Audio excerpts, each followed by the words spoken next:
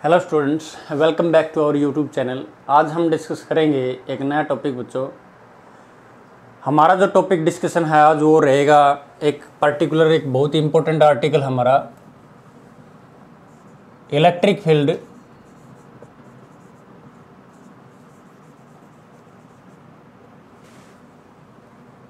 At any point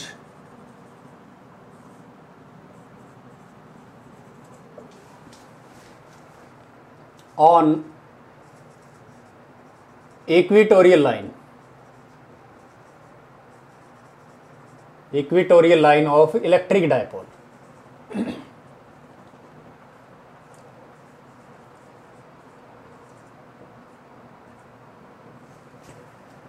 electric dipole की axial line के ऊपर हमने इलेक्ट्रिक फील्ड निकाला था लास्ट आर्टिकल में।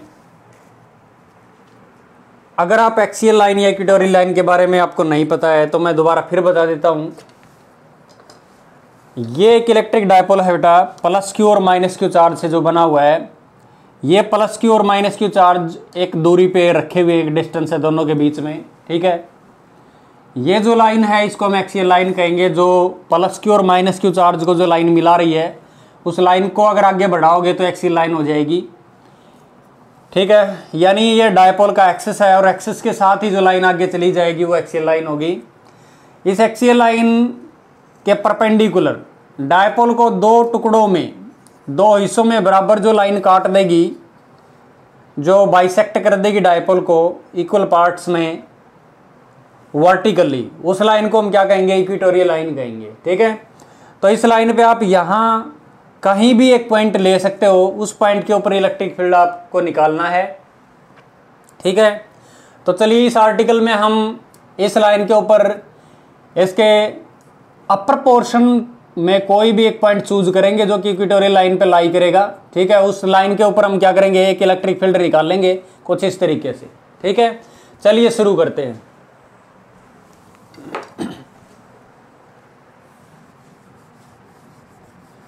वीडियो को आप आखिर तक देखें, क्योंकि ये आर्टिकल बेटा जब आप तक पूरा वीडियो नहीं देखेंगे तब तक ये आर्टिकल आपको समझ में नहीं आएगा, इसलिए वीडियो को आपने पूरा देखना है, ठीक है। तो अज्यूम करो एक electric dipole plus q charge और माइनस क्यू चार्ज से, जो कि एज यूजुअल हम जानते हैं कि माइनस क्यू और प्लस क्यू चार्ज से मिलके बना होता है, ठीक है। और दोनों की पोजीशन हम मान लेते हैं पॉइंट ए के ऊपर प्लस क्यू है और माइनस क्यू जो है वो बी के ऊपर है। ये जो लाइन है ये इन दोनों चार्जेस को हम मान रहे हैं कि मिला रही है, ठीक है।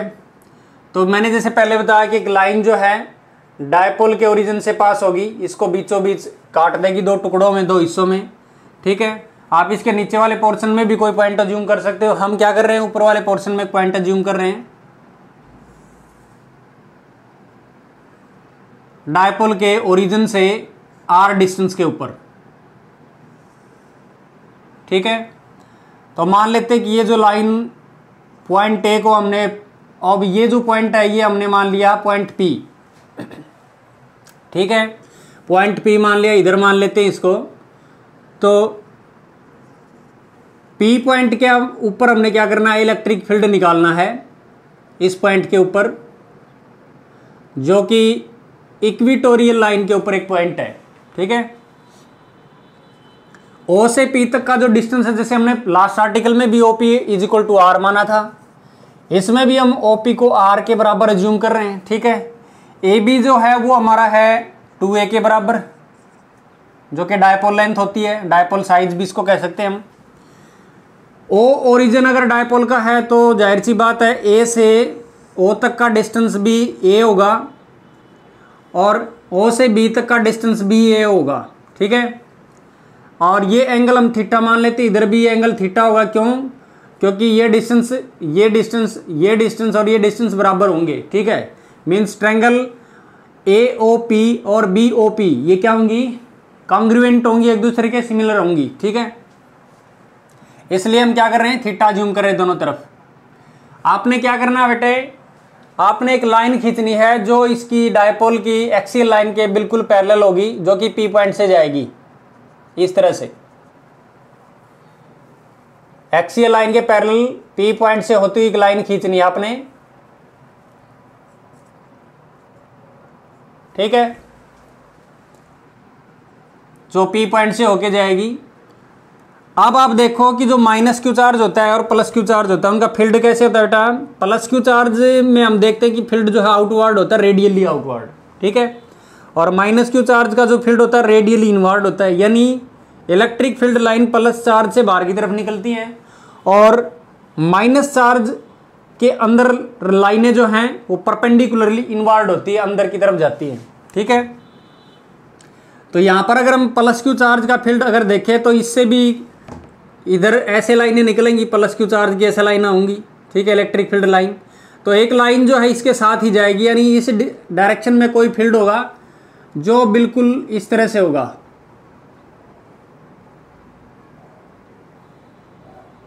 ठीक है। इसी तरीके से जो माइनस चार्ज होगा इसके अंदर भी फील्ड कुछ इस तरीके से आएगा, कुछ इस तरीके से,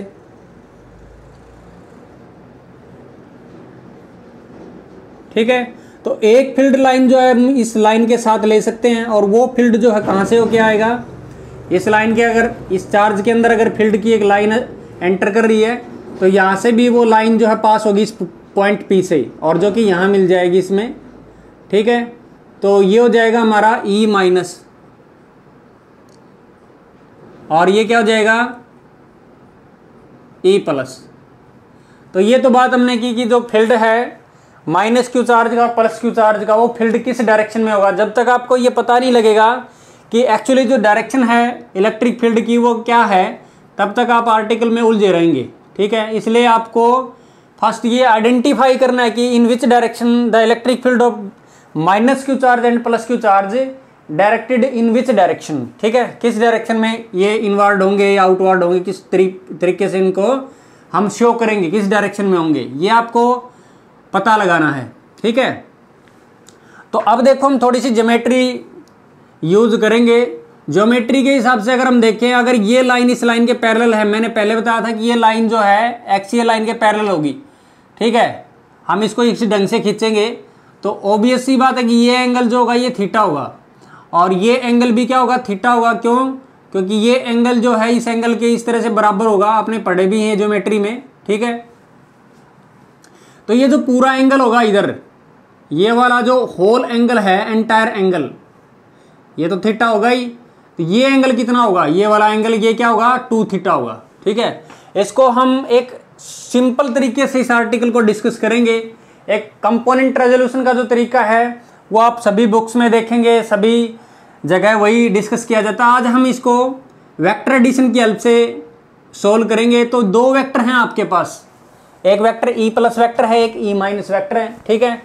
ये पॉइंट पी है तो मैं इसको मान लेता हूं क्यू, इसको मैं मान लेता हूं आर, ठीक है।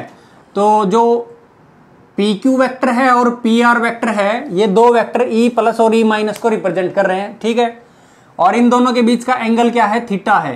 तो आपने 11th क्लास में रिजल्टेंट वेक्टर के बारे में पढ़ा है कि 2 वेक्टर जब थीटा एंगल पे एक्ट करते हैं तो उनका रिजल्टेंट जो है उसकी मैग्नीट्यूड क्या आती है बेटा, a square plus b square plus 2ab cos theta, 2ab cos theta, ठीक है, जब उनके बीच एंगल कितना हो, थीटा हो, ठीक है।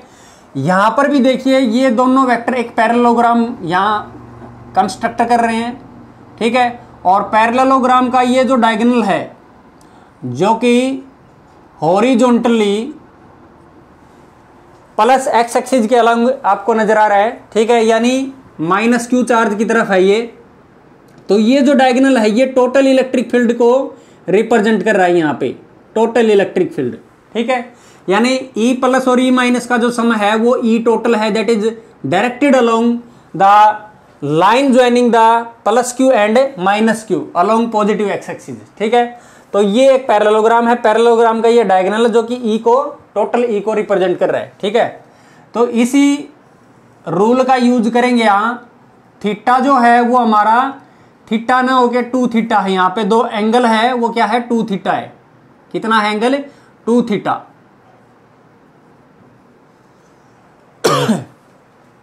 सॉरी, तो ई जो है वो आ जाएगा हमारे पास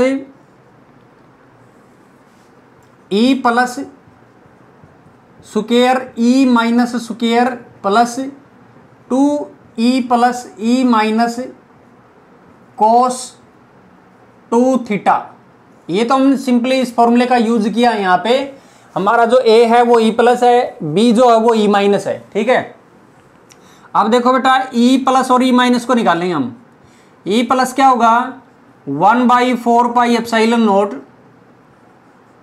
q बाई, अब q चार्ज का ऑब्जर्वेशन पॉइंट से डिस्टेंस देखना हमें, जो q चार्ज है प्लस q चार्ज इसका डिस्टेंस ऑब्जर्वेशन पॉइंट तक देखना हमें। ऑब्जर्वेशन पॉइंट हमारा ये है, तो ये डिस्टेंस कितना हो जाएगा बेटा आर स्क्वायर जमा ए स्क्वायर रूट, ठीक है, क्योंकि ये एंगल जो होगा यहाँ पे ये 90 डिग्री का एंगल होगा। तो आप क्या करेंगे, सिंपली ये ए है और ये आर है, तो आप पाइथागोरस थ्योरम का यूज करेंगे, a square plus r square equal to this side, ठीक है। इसी तरीके से ये साइड भी आपकी आ जाएगी R square plus A square root.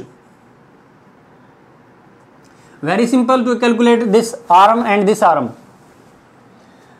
तो यह आ जाएगा R square plus A square, और इसका रूट अगर हम देखें तो यहां कैंसिल हो जाएगा, किससे, स्क्वायर से कैंसिल हो जाएगा, ठीक है। इसकी डायरेक्शन अगर हम बताना चाहें तो डायरेक्शन कहाँ कैसे, इसकी डायरेक्शन है ए से क्यू की तरफ, यानी पी क्यू के अलोंग।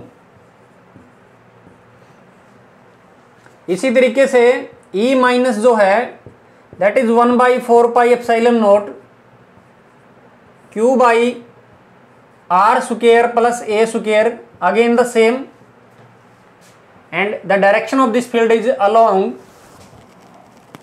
पी बी, पी से बी की तरफ। ये दिखाई दे रहा है ना आपको, पी बी ई माइनस की डायरेक्शन है, तो पी बी, ठीक है।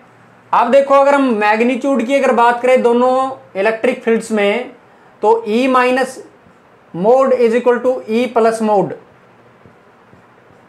सिंपली ई माइनस हम मान लेते हैं कि दोनों जो हैं वो बराबर हैं और वो ई माइनस के ही बराबर हैं। हम किसी यहां पर ई प्लस भी मान सकते हैं हम, ठीक है। तो ये वैल्यू हम पुट करेंगे यहाँ पे, यानी ई प्लस और ई माइनस की वैल्यू, ई माइनस या ई प्लस हम इस फॉर्मूले में पुट कर देंगे। Let this be 1, this is 2 and this is 3। तो using equation 4 in 1 we have E total, that is E is equal to E minus square plus E minus square 2E minus into E minus, E minus into E minus क्या आ जाएगा, E minus का square आ जाएगा, क्या आ जाएगा 2E square, that is into cos 2 theta। Now अब यहां देखिए E plus का square plus E plus square, sorry e minus square, तो ये हो जाएगा 2e minus whole square plus 2e minus square cos 2 theta. अब आपके पास जो 2e माइनस स्क्वायर है that will be common, and here we are left with 1 and here we have cos 2 theta. Now 1 plus cos 2x, this is simple a trigonometry relation, 1 plus cos 2x, cos 2x, that is 2 cos square x by 2 means angle by 2, here 2x by 2 is simply x, तो ये आ जाएगा 2 cos square x, ठीक है। x की जगह हम यहाँ क्या ले रहे हैं, थीटा ले रहे हैं, तो आपको मिल जाएगा ये 2e माइनस स्क्वायर इंटू 2 कोस थीटा, कोस स्क्वायर थीटा। तो 2 इंटू 2 कितना हो गया, 4 हो गया। 4 का रूट क्या आएगा, 2 आएगा। e माइनस स्क्वायर का रूट क्या आएगा, e माइनस आएगा, और कोस स्क्वायर थीटा का रूट क्या आएगा, कोस थीटा आएगा, ठीक है। तो ये हमारा आ गया टोटल इलेक्ट्रिक फील्ड, ठीक है। Now putting the value of E minus and cos theta, we have E is equal to 2 into E minus, क्या हमारे पास E minus की वैल्यू देखो यहां से, E माइनस और E प्लस दोनों ही इक्वल हैं मैग्नीट्यूड में, तो ये वैल्यू हमारे पास है 1/4 pi epsilon not Q by R square plus A square, ठीक है। तो ये ई माइनस की वैल्यू हो गई। उसके बाद आप देखिए यहाँ cos थीटा भी हमारे पास है, तो आप इस ट्रायंगल में देखिए यहाँ पे आप इनमें से कोई भी ट्रायंगल यूज कर सकते हैं। In triangle, in right angle triangle APO या AOP, A by R square plus A square power 1/2 means root is equal to cos theta. Cos theta की वैल्यू निकालें। कोस थीटा क्या होता है? Base by hypotenuse. थीटा के सामने perpendicular होता है, ये थीटा इसके सामने परपेंडिकुलर है, तो ये क्या होगा? बेस होगा। बेस बाई हाइपोटेन्यूज क्या होता है? कोस थीटा होता है। तो कोस थीटा की वैल्यू पुट करेंगे इसके अंदर, that will be A by root R square plus A square. तो रूट को हम क्या लिख सकते हैं बेटा? पावर 1/2 लिख सकते हैं। रूट को क्या लिखते हैं? पावर 1/2। तो ये आ जाएगा 2 into A into Q, Q into 2a, that is dipole moment in magnitude. मैंने जानबूझ के लिखा क्यू इंटू 2a, ठीक है। तो 4 pi epsilon naught R square plus A square, here power 1 and this is power half. So base is equal, base बराबर है तो पावर क्या हो जाएंगी बच्चों? ऐड हो जाएंगी। 1 प्लस हाफ कितना हो जाएगा? 3/2 हो जाएगा। कितना हो जाएगा? 3/2। तो ये आ गया हमारे पास total electric field. Now see what is the direction of this e total? What is the direction? If we compare the direction of electric field with dipole moment, you simply found that the direction of this dipole moment is from minus q to plus q. This is the direction of dipole moment simply. ठीक है, ये direction किसकी है? Dipole moment की direction है। कौन सी direction? Minus Q से plus Q की तरफ, ठीक है। और मैंने पहले बताया कि ये लाइन जो है इस लाइन के पैरेलल है, जिसके अलोंग ये टोटल इलेक्ट्रिक फील्ड है। तो इलेक्ट्रिक फील्ड की डायरेक्शन डायपोल मोमेंट की डायरेक्शन से जस्ट अपोजिट है, ठीक है। क्या है? अपोजिट। तो अगर हम डायपोल मोमेंट की डायरेक्शन के साथ, डायपोल मोमेंट की डायरेक्शन में अगर हम एक यूनिट वेक्टर मान ले पी कैप, ठीक है, तो इलेक्ट्रिक फील्ड की जो डायरेक्शन होगी वो पी कैप के अपोजिट होगी। क्या होगी? पी कैप के अपोजिट, ठीक है। तो हम पी कैप का यूज करेंगे यहां पे। तो ये आ जाएगा आपके पास पी मोड, या सिंपली अगर आप मोड नहीं यूज करना चाहते तो आप वेक्टर भी हटा दो, मोड भी हटा दो, दोनों हटा सकते हो। 4 pi epsilon naught R square plus A square power 3/2। This is the magnitude of electric field. Now in vector form,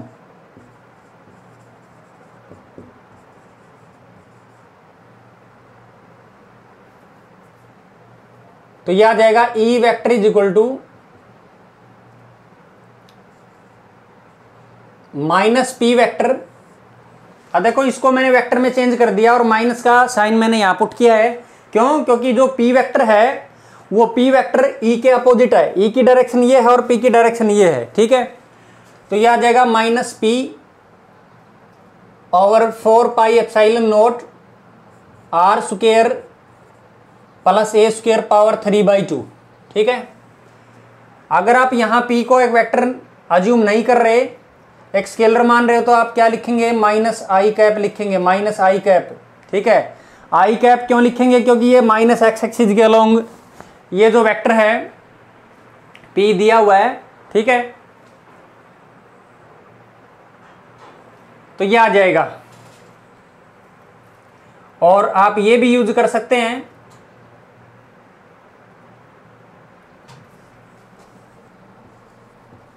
P cap minus. तो फिर हम इन दोनों को अगर यहां लिखेंगे P into P cap, that will B P vector, ठीक है। और माइनस इसके साथ अटैच रहेगा, तो ये आ गई वेक्टर नोटेशन। इसको हम ऐसे लिख सकते हैं P vector minus 4 pi epsilon naught R square plus ए स्क्वेयर पावर 3/2, ठीक है।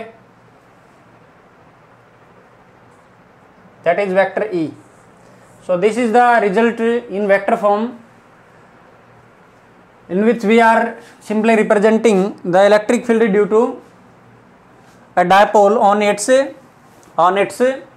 Equatorial line. ठीक है, अब स्टूडेंट्स इस आर्टिकल का हम यूज माइक्रो लेवल पे अगर करना चाहते हैं तो हम फिर वही कंडीशन लगाएंगे कि अगर आपका डायपोल बहुत छोटा है, if dipole is very very short, if dipole is very very short, which means a square tend to 0 because 2a is very very less than r, which further means that a square tend to 0 as compared to r square. So just replace a by 0, a square by 0, so we are left with E vector is equal to, in magnitude,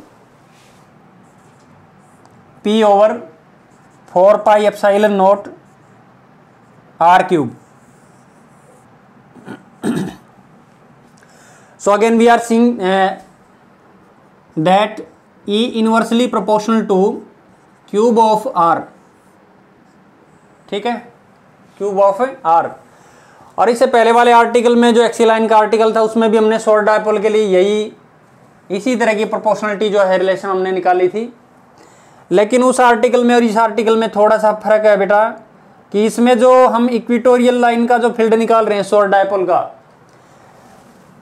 वो half है जो electric field हम short dipole के case में axial line के ऊपर निकाल रहे थे, that was 2p over 4 pi epsilon not r cube. These two results are applicable when the dipole is very very short, means a square approaches to 0, means dipole length is very very short as in case of molecular dipoles.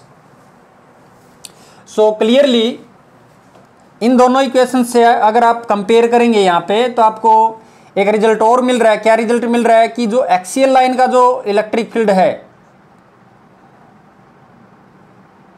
वो twice है किसका, equatorial line का जो field है।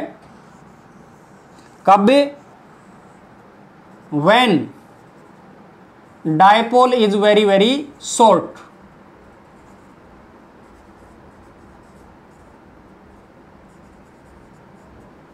Otherwise the general result is this one. This is the general result. This is the special case when dipole is very very short. So in this article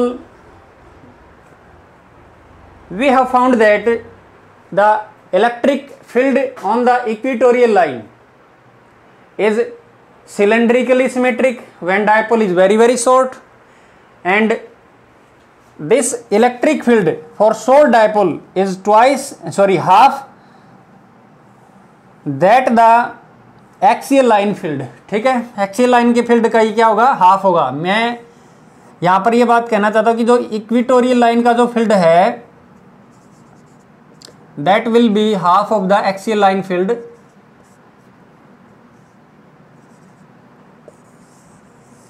ठीक है, तो ये हमने इस वीडियो के थ्रू एक्सप्लेन किया कि किस तरह से हम इक्वेटोरियल लाइन के ऊपर इलेक्ट्रिक फील्ड निकालें। आप अगर यहाँ कोई पॉइंट लेंगे तब भी इसी तरह का फील्ड हम अज्यूम करेंगे।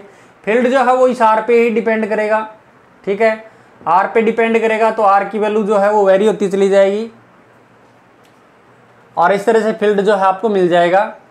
तो वीडियो आपको कैसा लगा या आप कमेंट सेक्शन में यस या नो के थ्रू हमें बताएंगे। अगर वीडियो आपको रिलेवेंट लगा, अच्छा लगा तो आप यस लिखेंगे, और अगर अच्छा नहीं लगा तो आप नो लिखेंगे।